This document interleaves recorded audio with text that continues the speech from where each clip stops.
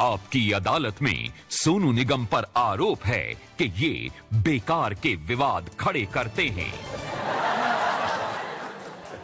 सोनू इतना अच्छा गाते हैं, इतना लोग आपको प्यार करते हैं, लेकिन ये अजान पर बयान, आपने ऐसा बयान दिया जिससे मुसलमान भाइयों बहनों को लगा कि उनका सेंटिमेंट हर्ट कर दिया आपने। और आपने पहले सवाल में गूगली कर दी।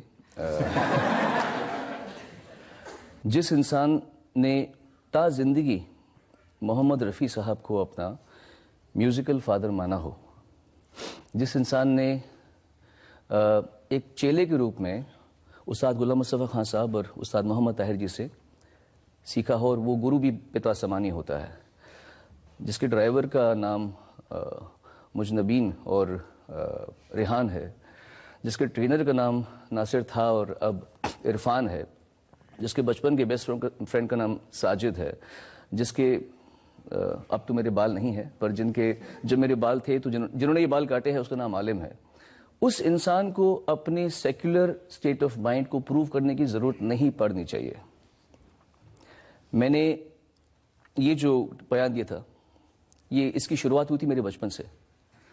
मैं 7th स्टैंडर्ड में था और हम दिल्ली में डेरावाला नगर में रहते थे, तो मैं सुबह सुबह साइकिलिंग पे जाता था 5:30 बजे। तो एक मंदिर था वहाँ पे, जहाँ पे 5:30 बजे लाउड स्पीकर में ज़ोर ज़ोर से आरतियाँ और हनुमान चालीसा जो भी होता था वो बजता था। उस समय इतनी अक्ल थी नहीं, पर इतना पता था कि कोई ना कोई तो डिस्टर्ब हो रहा होगा। उसके बाद जब हम 9th 10th 11th 12th में थे तो हम लोग गुलाई बाग में रहते थे। वहाँ हमारे पास में गुरुद्वारा था और मैं मेरी बहन रोज़ सुबह 3:30 4 बजे उठ के पढ़ते थे, और ख़ासतौर से हमारे बोर्ड्स जब हो रहे थे तो गुरुद्वारे में रोज़ सुबह 5 सवा 5 बजे माइकों की आवाज़ ढक ढक ढक ढक ढक, और फिर सतनाम वाहिगुरु शुरू होता था। अब हमारे बोर्ड्स के एग्जाम्स थे, आपके भी होते होंगे, आपको पता होगा मैं क्या कह रहा हूँ।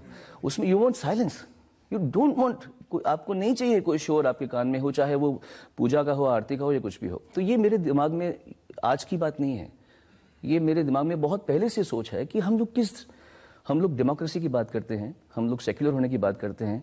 तो मैं अपना धर्म किसी को ज़बरदस्ती बोलूँ कि तू मेरी आरती सुन, मैं क्यों सुनाऊँ किसी को अपनी आरती? तो ये मेरा एक था कि मैं ज़बरदस्ती, तो बात वहीं से आई थी। मेरा जहाँ दूसरा घर है वहाँ पर रोज़ सुबह 5 सवा 5 अजान ज़ोर से आती है। तो मेरा क्वेश्चन ना आरती पे है, ना गुरबानी पे है, ना अजान पे है। मेरा जो पॉइंट है वो उन लाउड स्पीकर्स पे है जो रिलीजन को। आपने जो वीडियो रिलीज किया वो तो अजान का किया ना? बिकॉज मेरे घर में अजान की आवाज़ ही आती थी, इसलिए। और फिर कह दिया ये गुंडागर्दी है। गुंडागर्दी आपके लिए ये लाड प्यार होगा, मेरे लिए गुंडागर्दी ही है। मेरे हिसाब से अगर ऐसा कहकर मैं किसी भी हिंदू को या किसी मुसलमान को या इसको क्रिश्चियन को तक उस पर उंगली नहीं उठाना चाहता। मैं हमारे सिस्टम पे उंगली उठाना चाहता हूँ कि एम्बुलेंस जा रही है, किसी का फादर मर रहा है, किसी का बच्चा बीमार है, किसी की माँ मर रही है, और साइड में लोगों के तूफान मचा पड़ा है, लोग नाच रहे हैं शराब पी के भगवान के नाम पे या किसी और फंक्शन के नाम पे।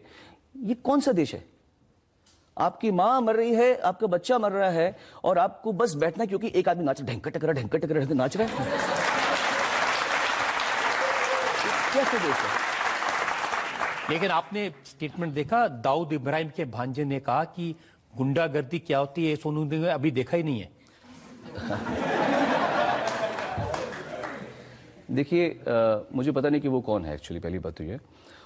पता मुझे भी नहीं है वो कौन है। तो मैं इस बात पे ज़्यादा बात नहीं करना चाहूँगा। मेरे ख्याल से मैं कुछ लोगों को ज़्यादा पावर देना चाहता नहीं। He doesn't exist for me, so it's God bless him.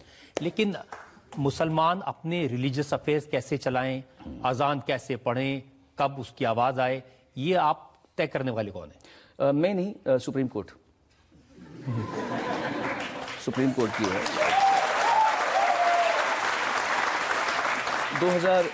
2013 में कानून बन चुका है कि कोई भी धर्म लाउड स्पीकर का इस्तेमाल गलत समय पे नहीं कर सकता। आज एक ज़माना था जब हम लोग शोज़ करते थे तो 2-2 3-3 बजे शोज़ करते थे। पिछले कई दशकों से हम लोग रात को 10 बजे के बाद में कहीं भी भारत के कोने में शो नहीं कर सकते क्योंकि शोर मचता है। 10 बजे के बाद में कहीं भी आप देखेंगे परफॉर्मेंस नहीं होती। अगर उस और होती हैं तो अंदर बैंक्वेट हॉल में होती हैं या स्टेडियम्स में अंदर उसमें होती है, जहां बाहर रेजिडेंशियल एरिया नहीं होता, परमिशन के साथ में होती हैं।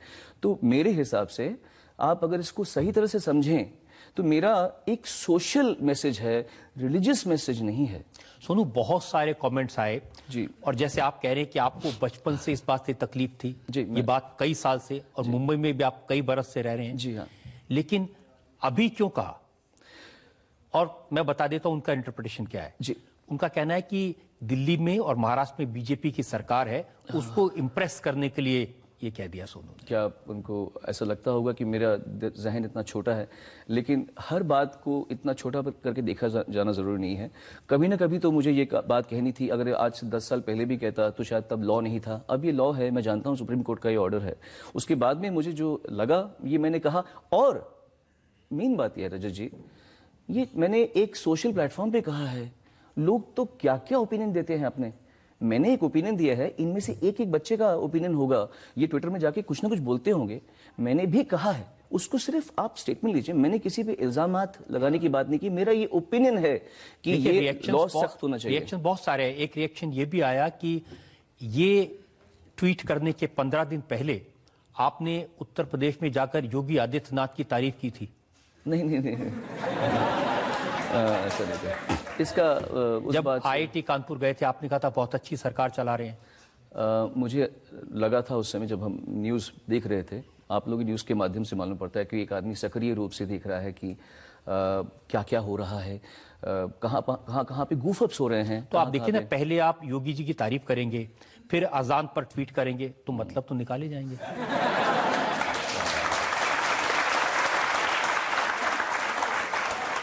तो फिर अगर ऐसा था तो फिर मैं मंदिर का जिक्र क्यों करता?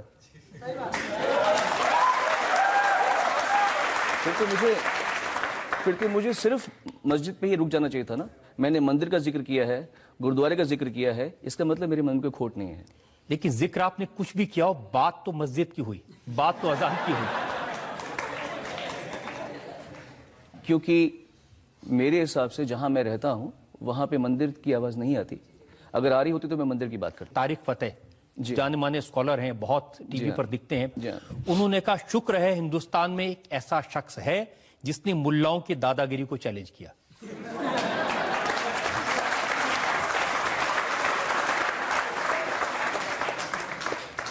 और कुछ नहीं। अब बहुत सारे लोगों ने सपोर्ट किया, जावेद अख्तर साहब ने, नवाजुद्दीन सिद्दीकी ने, अनुपम खेर ने। सबसे पहले अहमद पटेल साहब ने किया, जो कि कांग्रेस के हैं, जो कि मुस्लिम हैं। ऐसे लोगों की मैं कदर करता हूं, ऐसे लोगों की मैं इज्जत करता हूं कि उन्होंने सबसे पहले अगर मेरा किसी ने साथ दिया है तो वो अहमद पटेल जी ने कहा। और उन्होंने यही कहा कि आज़ान ज़रूरी है, लाउड स्पीकर नहीं है। मेरा भी मानना है कि आरती ज़रूरी है, हनुमान चालीसा ज़रूरी है, लाउड स्पीकर नहीं है। इन सब की कदर करते, मीका सिंह की कदर नहीं करते। उसने कहा अपना घर बदल लीजिए।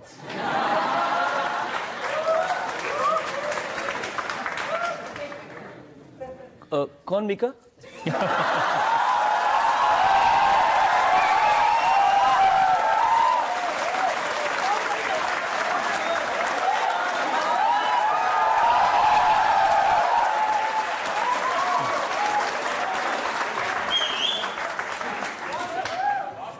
एक प्रियंका चोपड़ा का वीडियो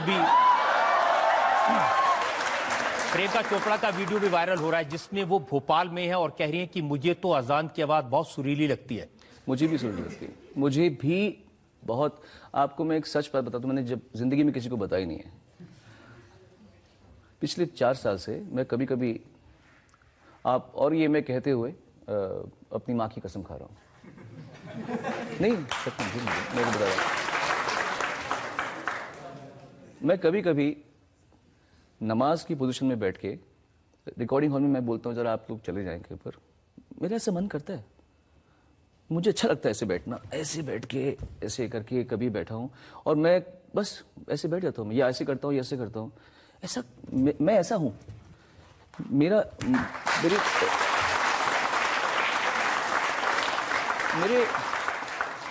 मेरे मन में मेरे भगवान की कह लीजिए या परमात्मा की कह लीजिए, परिभाषा अलग है सर। मैं हिंदू पैदा हुआ हूं, पर मैं हिंदू धर्म को ऐसा कोई ब्लाइंड फॉलोअर नहीं हूं। पर इसका मतलब ये भी नहीं है कि मैं कहीं जाऊं कि मंदिर में मुझे नहीं जाना। अभी मैं अजमेर गया था 2 साल पहले, अजमेर में, और उसके बाद पुष्कर में भी गया था मैं। तो ऐसा अगर आप जानते हैं कि भगवान इसमें भी है, इसमें भी है, उसमें भी है, तो मंदिर में भी होना चाहिए, मस्जिद में भी होना चाहिए, दरगाह में भी होना चाहिए। मेरे भगवान की परिभाषा ही यही है कि तू हर जगह है मालिक, मैं तुझे हर जगह प्रणाम करता हूं। ये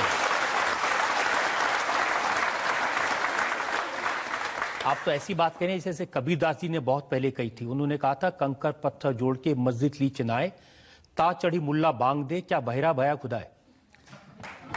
ये बात यह है कि ऐसी बात मैं नहीं कह सकता, क्योंकि मैं सबका उसमें सम्मान करता हूं कि जिसको जो करना है करे, एज लॉन्ग एज